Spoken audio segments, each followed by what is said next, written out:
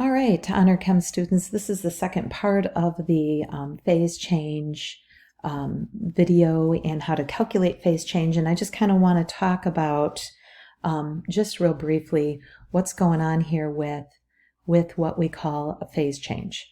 So when we hear the word phase change, and I'm going to just do a delta T there to represent a phase change, right? That means like you're going between like a solid and a liquid. Now, you may not really have ever thought about this, but what really happens when you put ice into a drink? Let's call it your soda pop, let's call it water, whatever, but you have water, you put some ice cubes in there, right?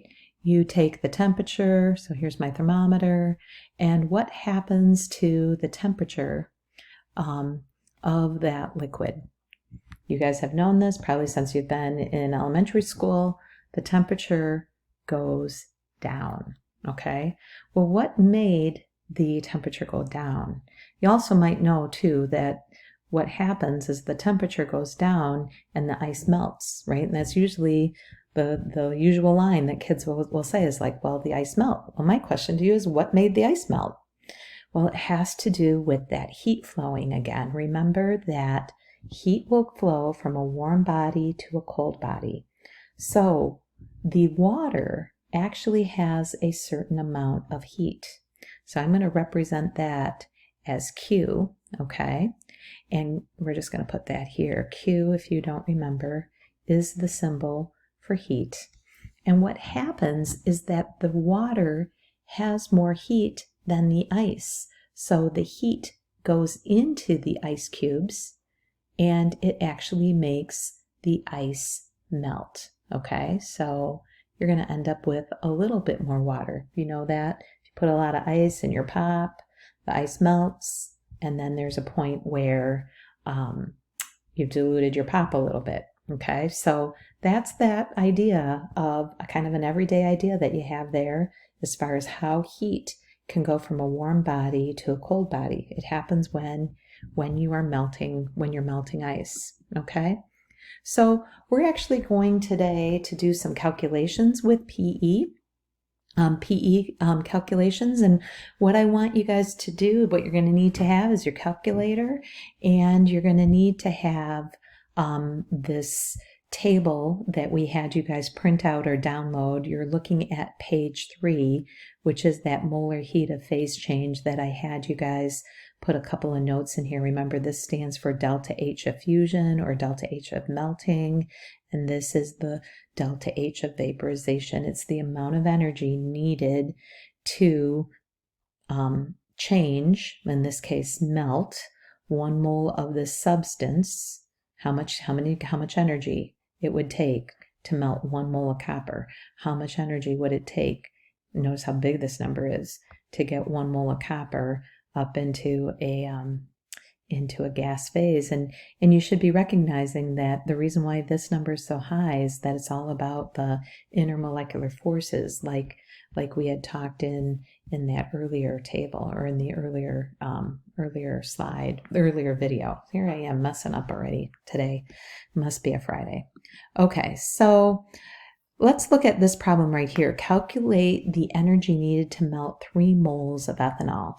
So there's a key word in here, and it's melt.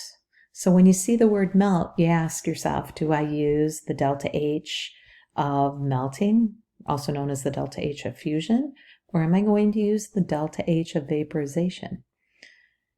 Well, I'm going to use the delta H of melting because I'm going between a liquid or solid and a liquid. So I'm increasing the PE, and the substance I'm using is ethanol, and this is the molecular formula of ethanol. If you ever had to figure out, like if you were given grams and you weren't given moles, you'd have to use, molar mass to get to moles, which you guys, I know you can do. But do you notice here, this value right here, this 8.30 kilojoules? Yep, that's what we're going to use, and it's going to be dimensional analysis. So here we go. I'm going to start out with my 3 moles of ethanol. So I'm going to write 3 moles here, and I'm just going to be really good. I'm going to write CH5OH. And then I know that 1 mole has to go on the bottom, And I know, and I'm getting this number right from here. Remember, it's kilojoules per mole. Well, when you see kilojoules per mole, my trackpad, when you see kilojoules per mole, you know that means how many kilojoules will equal 1 mole. And so 1 mole will go on the bottom and 8.30 kilojoules will go on top. When I do this math, I come up with, and there's 3 sig figs here, people, right? I come up with 24.9 kilojoules. Okay, so that's the answer for the first one. What if you were given this problem here that says how much energy is needed to boil 15 grams of water? Okay, my keyword here is boil. Am I going to use a delta H of melting, or am I going to use the delta H of vaporization? What do you think? Boiling. Boiling sounds like you're going between a liquid and a gas. So yeah, it's right. You're going to use the delta H of vaporization. So I'm looking at my chart right here, and I see that the delta H of vaporization is 40.7 for water, and that's in a unit of kilojoules per mole. But I'm starting out with grams. Guess what I got to get those grams to? Yep, you said it. I got to get them to moles. So here we go. I'm starting out with 15 grams. I'm going to put 18 grams here. I'm going to put 1 mole on top. And now I'm going to use that information from the table here. And that means that the delta H of vaporization for water is 40.7 kilojoules per mole. That's like saying 40.7 kilojoules is equal to 1 mole. So I'm going to put 1 mole on the bottom, and I'm going to put the 40.7 kilojoules on top. So now when I do this math, it's 15 times 1 times 40.7 divided by this quantity of 18 times 1, and I come up with 33.9 kilojoules, and that is my answer. Both of these questions have increasing potential energy because we're going from a more condensed state to a state that's more spread out. So the potential energy is increasing.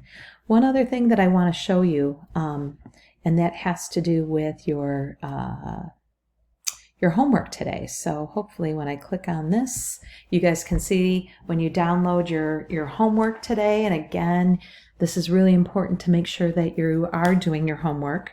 I want to just point out to you guys that the front page is really a review of what we learned on Friday, the Q equation. Okay, so you're using some information here. Notice that you're looking and you're finding a delta T, right?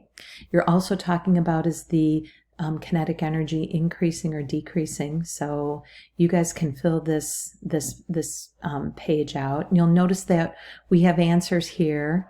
We also have answers, so you guys also know at the bottom of this page. Now, with the back side of the page, you now notice, look at these processes. You're hearing the words boil and melt and vaporize and condense. So that is the work that you learned today in today's lesson. So here you're going to be taking the 423 grams. You're going to have to convert that to moles. It's mercury, so you're going to find the molar mass of mercury. And then you're going to look at this chart over here, and you're going to find whatever mercury, I think mercury's on here, yep. And it said we were boiling, so that means we're using this data right here to convert to potential energy. So that energy that they're talking about here is literally the potential energy we are talking about. Okay, so this energy here. The last thing that I'm going to say is that, you know, if there's negative signs in here, don't worry so much about that. We're going to talk more about the negative sign and what that really means in a lesson later on this week. In essence, you can't really have negative energy. The sign is just telling you the direction the energy is moving. and that's going to be happening. We're going to be talking more about that later on this week when we talk about endothermic and exothermic reactions. So if that's a point of confusion that there's this negative sign here, don't let that bother you yet. Good luck. Let me know if you guys have any questions. I hope you have a good day. Talk to you later.